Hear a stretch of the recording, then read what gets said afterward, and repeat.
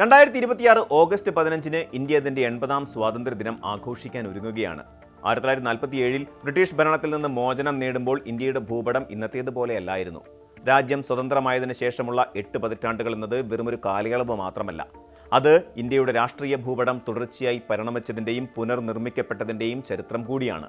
1947-ൽ Cyril Radcliffe വരച്ച അതിർത്തി രേഖകൾ മുതൽ ഭാഷാപരവും സംസ്കാരവും ഭരണപരവുമായ കാരണങ്ങളാൽ സംസ്ഥാനങ്ങൾ വിഭജിക്കപ്പെടുകയും ലയിപ്പിക്കപ്പെടുകയും ചെയ്തതിന്റെ നീണ്ട കഥയാണ് ആധുനിക ഇന്ത്യക്ക് പറയാനുള്ളത്. ബ്രിട്ടീഷുകാർ വിട്ടുപോകുമ്പോൾ നൂറുകണക്കിന് നാട്ടുരാജ്യങ്ങളും പ്രവിശ്യകളുമായി ചിതറിക്കിടന്നിരുന്ന ഒരു വലിയ ഭൂപ്രദേശം മാത്രമായിരുന്നു ഇന്ത്യ. അവിടെ നിന്നാണ് ഇന്ന് നാം കാണുന്ന സുസജ്ജമായ വിശാലമായ ഒരു ജനാധിപത്യ റിപ്പബ്ലിക്കായി ഈ രാജ്യം വളർന്നത്. പ്രാദേശിക സ്വത്വങ്ങൾ, ഭരണപരമായ സൗകര്യങ്ങൾ, സുരക്ഷാ കാരണങ്ങൾ, ജനങ്ങളുടെ സ്വയംഭരണത്തിനായുള്ള ആഗ്രഹങ്ങൾ എന്നിവയെല്ലാം ചേർന്ന് കാലാകാലങ്ങളിൽ ഇന്ത്യയുടെ ആന്തരിക അതിർത്തികളെ മാറ്റിവരച്ചു. 80 വർഷത്തെ ഈ യാത്ര എങ്ങനെയായിരുന്നു എന്ന് തിരിഞ്ഞു നോക്കുന്നത് ഓരോ ഇന്ത്യക്കാരനും അഭിമാനകരമായ ഒരു അനുഭവമാണ് സമ്മാനിക്കുക. സ്വാതന്ത്ര്യം ലഭിക്കുന്ന സമയത്ത് ബ്രിട്ടീഷ് അധീനതയിലുള്ള പ്രവിശ്യകളും 500-ലധികം വരുന്ന നാട്ടുരാജ്യങ്ങളും ചേർന്നതായിരുന്നു ഇന്ത്യൻ ഉപഭൂഖണ്ഡം. ഈ നാട്ടുരാജ്യങ്ങളെല്ലാം സ്വതന്ത്രമായി നിൽക്കണോ, ഇന്ത്യയിലോ പാകിസ്ഥാനിലോ ചേരാനോ ഉള്ള അവകാശം ലഭിച്ചവരോ ആയിരുന്നു. സർദാർ വല്ലഭായ് പട്ടേൽ, VP മേനോൻ എന്നിവരുടെ അശ്രാന്ത പരിശ്രമവും നയതന്ത്രജ്ഞതയും ഇല്ലായിരുന്നുവെങ്കിൽ ഇന്ത്യയുടെ ഭൂപടം അനേകം ചെറിയ രാജ്യങ്ങളായി ഛിന്നഭിന്നമായി പോകുമായിരുന്നു. ഹൈദരാബാദ്, ജുനഗഡ്, മണിപ്പൂർ, ത്രിപുര, ജമ്മു കാശ്മീർ തുടങ്ങിയ നാട്ടുരാജ്യങ്ങൾ 1947-നും 1949-നും ഇടയിൽ വിവിധ രാഷ്ട്രീയ നിയമ പ്രക്രിയകളിലൂടെയാണ് ഇന്ത്യൻ യൂണിയന്റെ ഭാഗമായത്. 1950 ജനുവരി 26-ന് ഇന്ത്യൻ ഭരണഘടന പൂർണ്ണമായി നിലവിൽ വന്നപ്പോൾ ഇന്ത്യ ഒരു ഡൊമിനിയൻ പദവിയിൽ നിന്നും പൂർണ്ണ റിപ്പബ്ലിക്കായി മാറി. അന്ന് രാജ്യത്തെ സംസ്ഥാനങ്ങളെ part A, part B, part C, part D എന്നിങ്ങനെ 4ആയി തരംതിരിച്ചിരുന്നു. പഴയ ബ്രിട്ടീഷ് പ്രവിശ്യകൾ, നാട്ടുരാജ്യങ്ങൾ, കേന്ദ്രഭരണ പ്രദേശങ്ങൾ എന്നിവയെ അടിസ്ഥാനമാക്കിയായിരുന്നു ഈ തരംതിരിവ്. എന്നാൽ ഈ സംവിധാനം ശാശ്വതമായി തുടരാൻ ഉദ്ദേശിച്ചിട്ടുള്ളതായിരുന്നില്ല. പ്രാദേശിക വികാരങ്ങളും സാംസ്കാരിക സ്വത്വങ്ങളും വളരെ വേഗം തന്നെ പുതിയ സംസ്ഥാനങ്ങൾക്കായുള്ള ആവശ്യങ്ങളായി മാറിത്തുടങ്ങി. സ്വതന്ത്രാനന്തര ഇന്ത്യയിൽ അതിർത്തികൾ മാറ്റിമറിച്ച ഏറ്റവും വലിയ ഘടകം ഭാഷയായിരുന്നു. ഭരണപരമായ സൗകര്യത്തെക്കാൾ ഉപരിയായി തങ്ങളുടെ മാതൃഭാഷ സംസാരിക്കുന്നവർക്കായി ഒരു സംസ്ഥാനം വേണമെന്ന ജനങ്ങളുടെ വൈകാരികമായ ആവശ്യമാണ് പിന്നീട് കണ്ടത്. ഇതിന്റെ ആദ്യത്തെ ശക്തമായ പ്രകടനമായിരുന്നു തെലുങ്ക് സംസാരിക്കുന്ന ജനങ്ങൾക്കായി പ്രത്യേക സംസ്ഥാനം വേണമെന്ന ആവശ്യം. മദ്രാസ് സംസ്ഥാനത്തിൽ നിന്നും തെലുങ്ക് പ്രദേശങ്ങൾ വേർതിരിക്കണം എന്നാവശ്യപ്പെട്ട് പോറ്റി ശ്രീരാമുലു എന്ന ഗാന്ധിയൻ നടത്തിയ അനിശ്ചിതകാല നിരാഹാര സമരവും അദ്ദേഹത്തിന്റെ അന്ത്യവും വലിയ പ്രക്ഷോഭങ്ങൾക്ക് വഴിതെളിച്ചു. ഈ സംഭവ വികാസങ്ങളാണ് 1953-ൽ ഇന്ത്യയുടെ ആദ്യത്തെ ഭാഷാടിസ്ഥാനത്തിലുള്ള സംസ്ഥാനമായ ആന്ധ്ര സംസ്ഥാനത്തിന്റെ രൂപീകരണത്തിന് കാരണമായത്. 1953 ഒക്ടോബർ 1-ന് നിലവിൽ വന്ന ആന്ധ്ര സംസ്ഥാന നിയമം ഇന്ത്യൻ രാഷ്ട്രീയ ഭൂപടത്തിലെ ഒരു വലിയ വഴിത്തിരിവായി മാറി. ഇതോടെ മറ്റ് ഭാഷാ വിഭാഗങ്ങളും തങ്ങൾക്കും പ്രത്യേക സംസ്ഥാനം വേണമെന്ന ആവശ്യവുമായി രംഗത്തെത്തി. ഭാഷാടിസ്ഥാനത്തിലുള്ള ആവശ്യങ്ങൾ രാജ്യമെമ്പാടും ഉയർന്നതോടെ സംസ്ഥാനങ്ങളെ പുനഃസംഘടിപ്പിക്കുന്നതിനെക്കുറിച്ച് പഠിക്കാൻ കേന്ദ്ര സർക്കാർ ഫസൽ അലി കമ്മീഷനെ നിയമിച്ചു.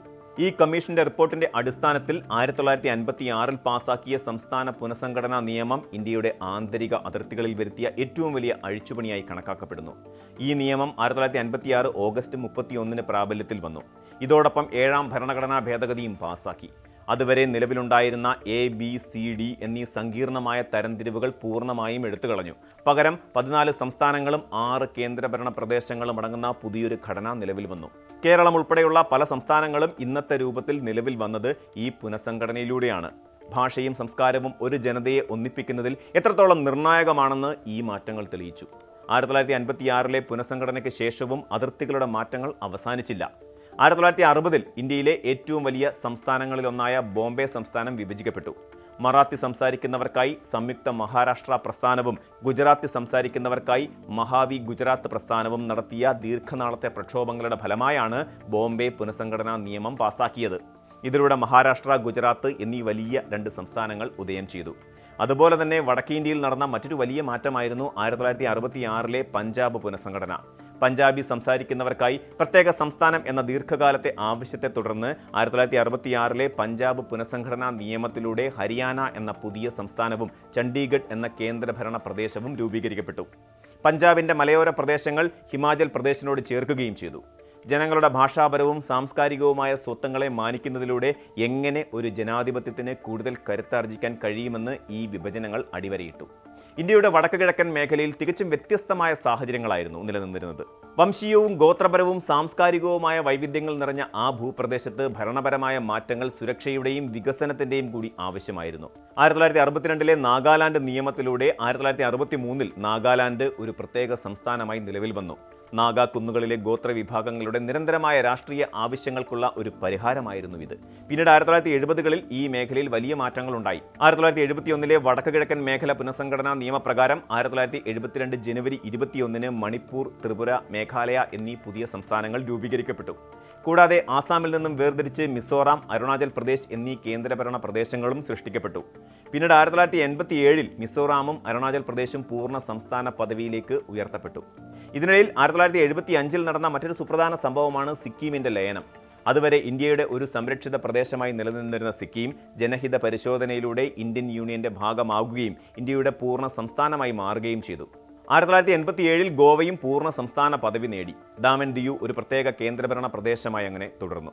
ഭാഷാടിസ്ഥാനത്തിലുള്ള വിഭജനങ്ങൾ ഏതാണ്ട് പൂർണ്ണമായ ശേഷം ഭരണപരമായ കാര്യക്ഷമതയും പിന്നോക്ക പ്രദേശങ്ങളുടെ വികസനവും മുൻനിർത്തിയാണ് പിന്നീട് സംസ്ഥാനങ്ങൾ വിഭജിക്കപ്പെട്ടത്. പുതിയ സഹസ്രാബ്ദത്തിന്റെ തുടക്കത്തിൽ 2000 ഇന്ത്യയുടെ രാഷ്ട്രീയ ഭൂപടം വീണ്ടും മാറ്റിവരയ്ക്കപ്പെട്ടു.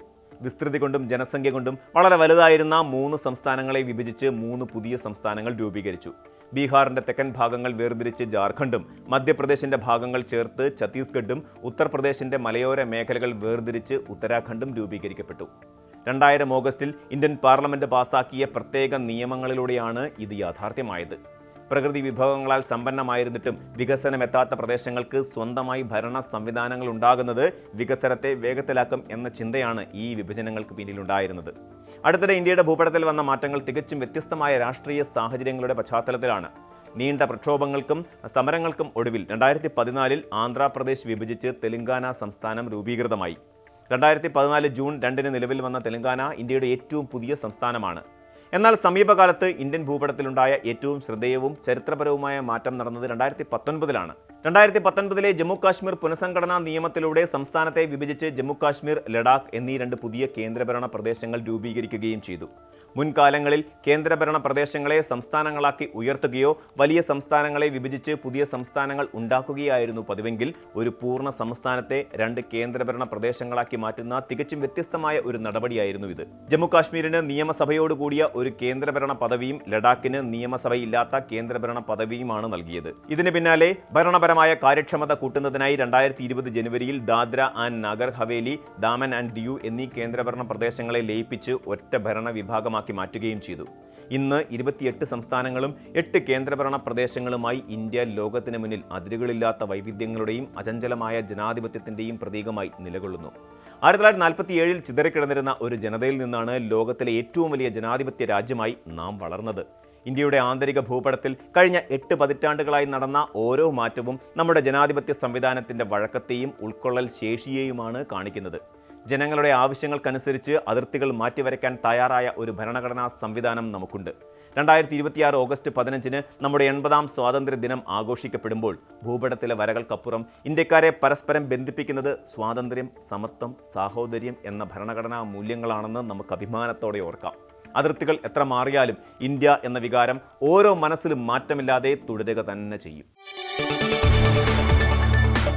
കൂടുതൽ വാർത്തകൾക്ക് news 18 Keralam YouTube channel subscribe ചെയ്യുക.